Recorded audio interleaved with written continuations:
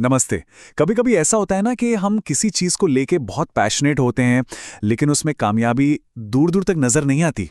आज हम एक ऐसी ही कहानी सुनेंगे और समझेंगे कि सिर्फ मेहनत के दम पर कैसे मुश्किलों को पार किया जा सकता है। तो चलिए मिलते हैं इस कहानी के हीरो देव से। फुटबॉल ही इसकी दुनिया थी, पर ये एक ऐसी दुनिया थी जहां उसे अक्सर नाकामी ही मिलती थी। कह सकते हैं कि ये एक तरफा प्यार जैसा था। तो देव की कहानी की शुरुआत होती है एक दुविधा से।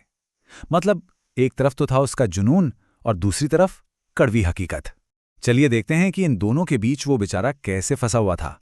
देखिए, देव में वो नेचुरल टैलेंट, वो पैदाइशी हुनर नहीं था। उसके पास अक्सर गलत जगह चले जाते थे, प्रेशर में गेंद पैर से छूट जाती थी और शॉट शॉट तो गोल से मीलों दूर रहते थे। और तो और टीम के साथी भी मजाक उड़ाते थे। ये सब उसका हौसला तोड़ रहा था। और सबसे बड़ी बात, स्कूल टीम के ट्रायल्स भी बस आने ही वाले थे। तो देव के दिमाग में ना एक जंग चल रही थी।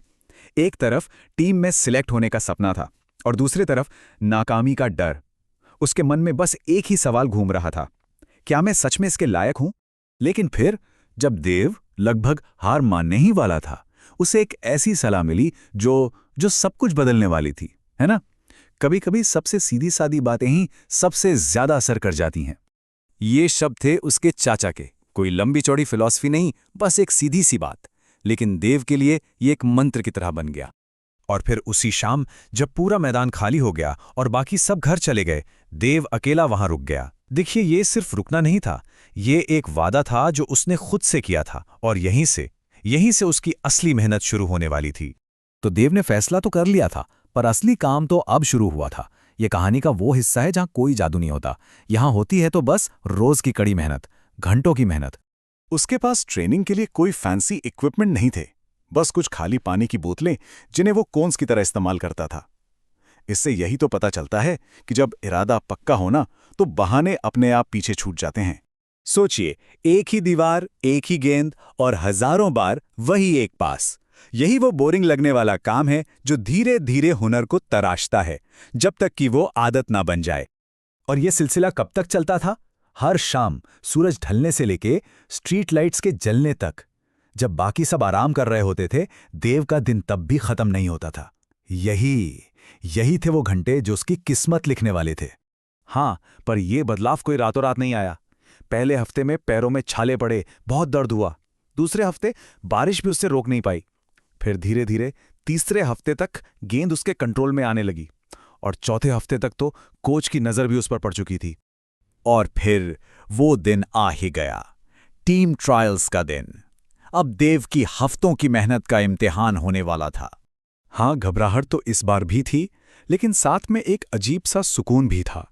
ये वो कॉन्फिडेंस था जो किसी चमत्कार से नहीं, बल्कि मैदान पर पसीना बहाकर उन अनगिनत घंटों की मेहनत से पैदा हुआ था। और मैदान पर उसकी मेहनत साफ साफ दिखी। वो अब डिफेंडरों को आसानी से चकमा दे रहा था, पूरी जान लगाकर गेंद वापस छीन रहा था और उसके शॉट कमाल के थे, एकदम निशाने पर। उसने अपनी जगह सिर्फ जीती नहीं थी, उसने वो जगह कमाई थी। जब कोच ने लिस्ट में उसका नाम पुकारा ना, तो वो खुशी से उछला नहीं, बल्कि उसके अंदर एक गहरा शांत सा गर्व भर गया। और ये वो एहसास है जो सिर्फ उसी को मिलता है जिसने सफलता को घंटे दर घंटे मेहनत करके कमाया हो। तो देखिए, देव की कहानी सिर्फ एक लड़के के फुटबॉल टीम में सेलेक्ट होने की कहानी नहीं है। ये हमें उस एक चीज की ताकत दिखाती है जिसने सब कुछ बदल दिया, और वो है घंटों की मेहनत की ताकत। तो ये जो मुहावरा है, घंटों मेहनत करना, इसका असल में मतलब क्या है? इसका सीधा सा मतलब है किसी भी लक्ष्य को पाने के लिए अपना पूरा समय और अपनी पूरी ऊर्जा लगा देना। ये सिर्फ घड़ी देखने के बारे में नहीं है, बल्कि हर एक मिनट को कीमती बनाने के बारे में है।